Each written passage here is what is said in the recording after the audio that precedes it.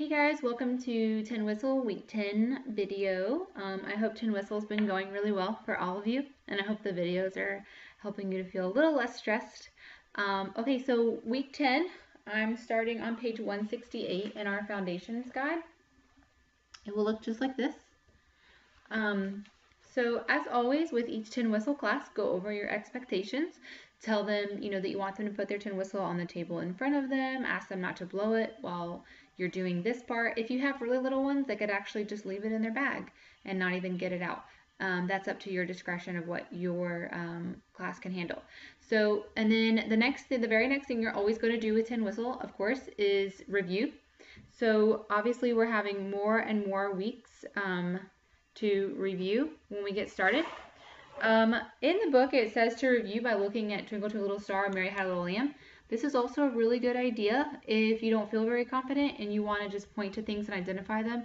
I don't do that because I don't have copies for each and every one of them. I like to use my big whiteboard so everybody can see me.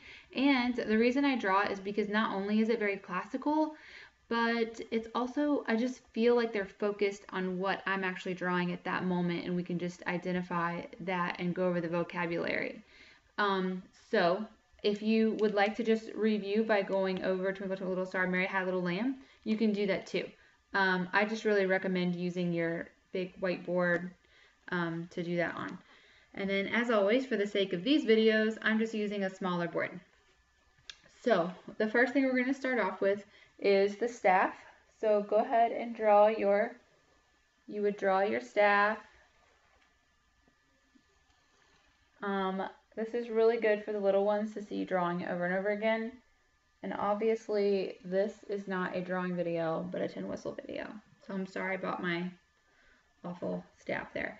So you would draw this on your big whiteboard, ask them to identify that, and they would say that it's a staff. Then go ahead next to your treble clef. Also, another reason that I do like drawing this is that it just gives them practice seeing how we're creating it step by step. Instead of just looking at a paper and seeing it already done, it's nice for them to repetitively see every week how you're doing that. And if I were to sit down and create music, this is how it would go. I would create my staff, I would put on my clef, my time signature, so on and so forth, filling in my measures. So I just think it's a really good way to review. So, so we've identified the staff, we've identified the treble clef. The next thing we want to do is the time signature. That comes next. So we would write 4, 4, since that's what we're using for our lesson plans, and have them identify that and tell them that they would want to tell you that it's a time signature. And if you have really, really little kids that obviously are not getting any of this vocabulary, you can ask them. That's fine if you would like. But as long as you guys are going over that, you're pointing to it, you're saying it, they're hearing it, that's still good too. It's just review. Just like when we do review games, it's important for them just to be hearing it again. It's just so important for them.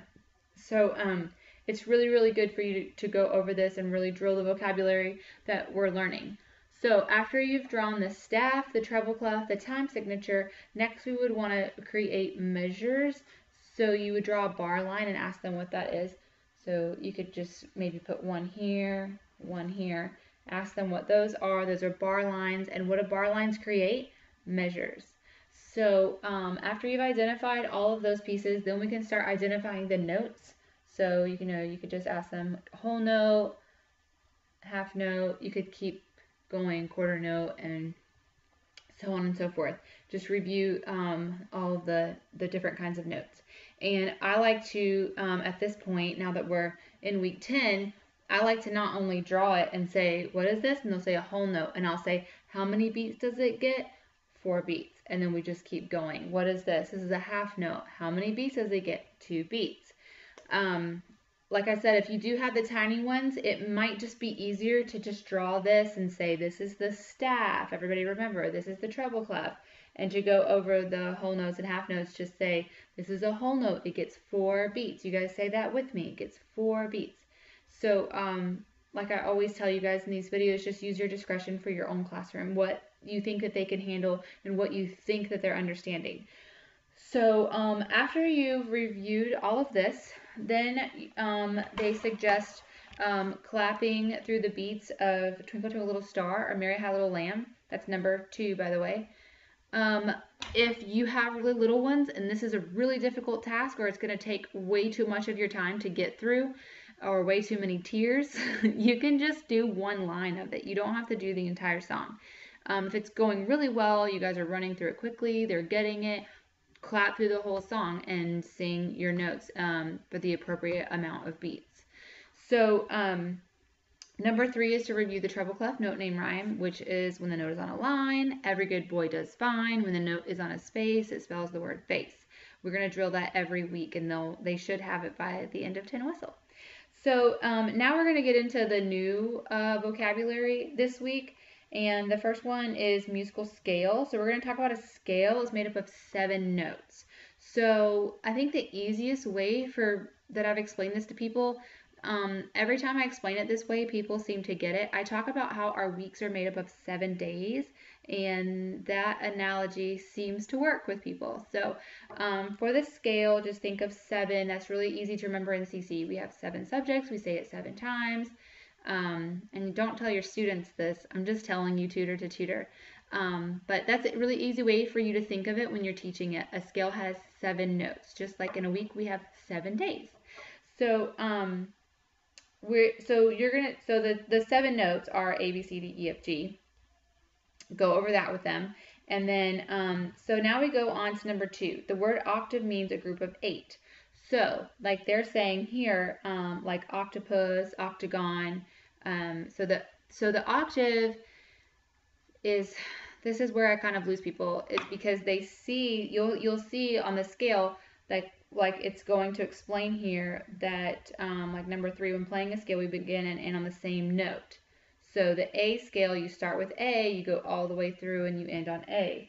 And then for the tin whistle, you would begin on D, and so you go D, E, F, G, A, B, C, back to D. And so this is where it gets a little confusing. This is the octave part that I'm talking about.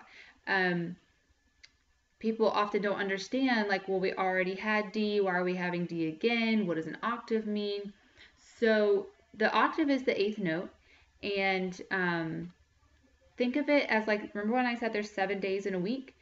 You know, when you think of all the keys on the piano or all the notes that exist, we don't have enough letters or names to do all of that. That's too difficult to remember. So just like our days of the week, we just start over. And even though we're not, you know, like if you have Sunday, Monday, Tuesday, Wednesday, Thursday, Friday, Saturday, when we're back to Sunday again, you're not repeating the same day. It's a different day, but we have only 7 names for the days of the week. If that makes, I think I'm making sense. I've explained it that way before and it really clicks with people.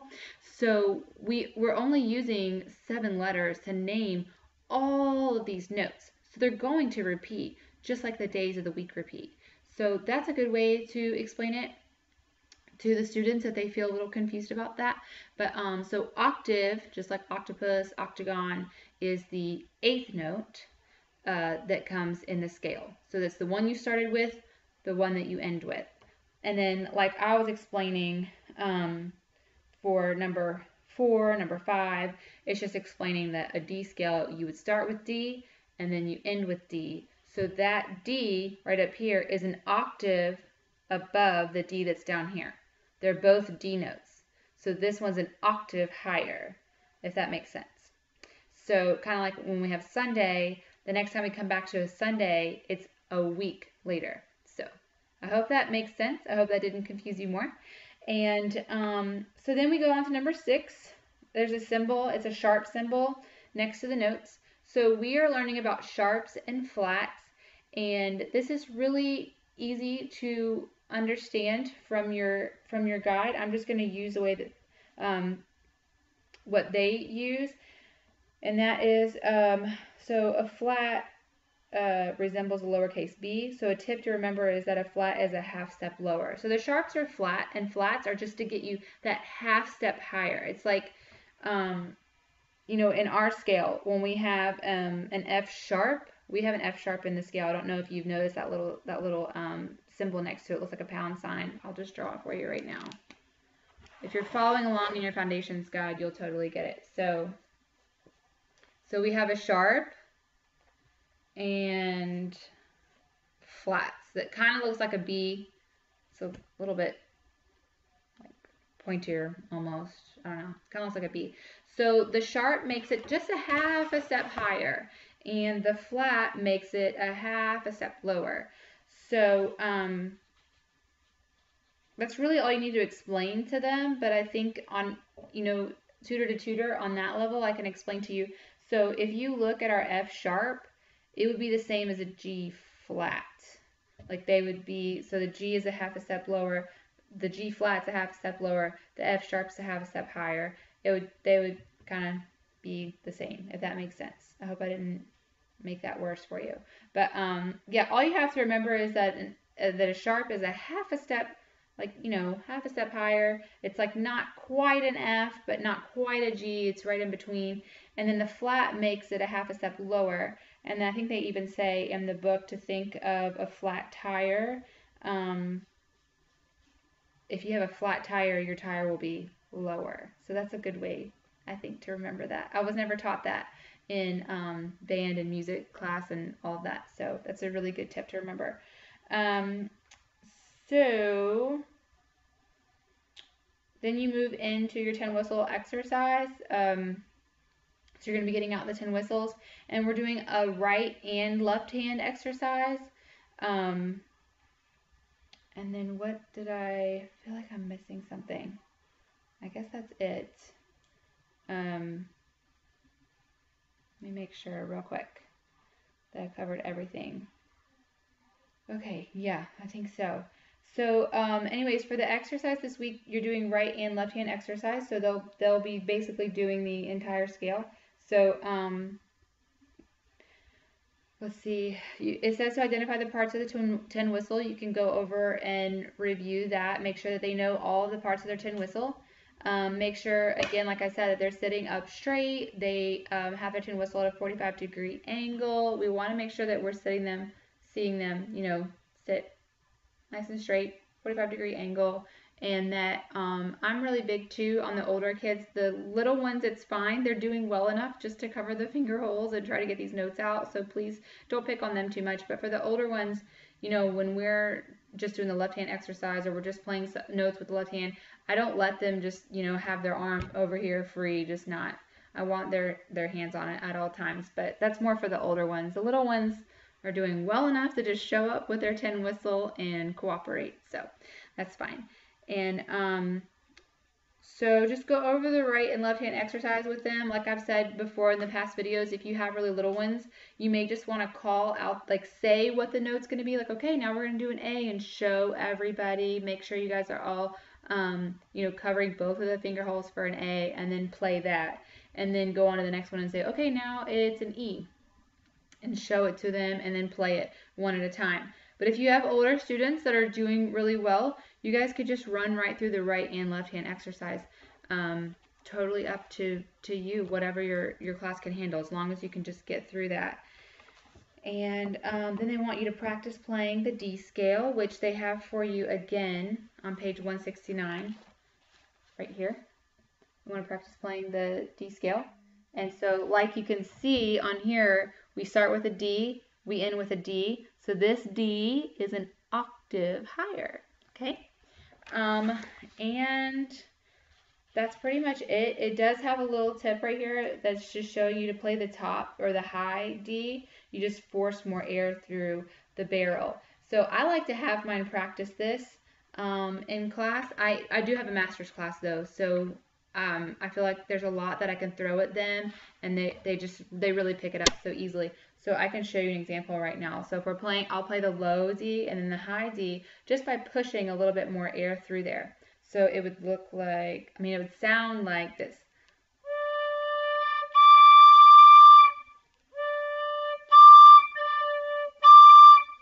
And that's all that you have to do. A little less air, a little more air.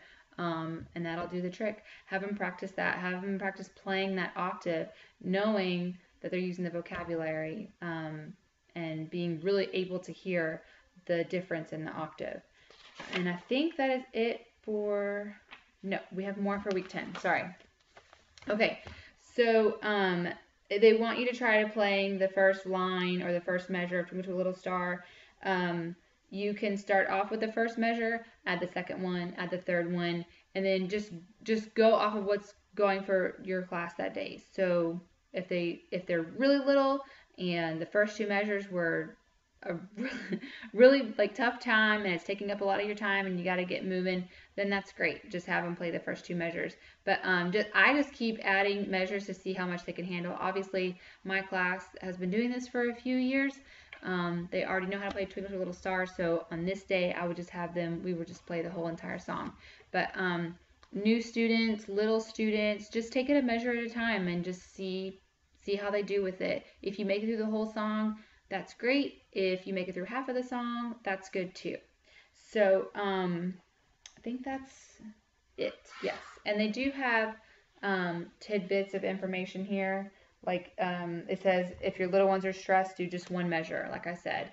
And then if you need more, there's more tips right here. You can go and look through that. And then as for the tutors that go to the same campus as I do, you can look at the packet that I made you guys for week 10.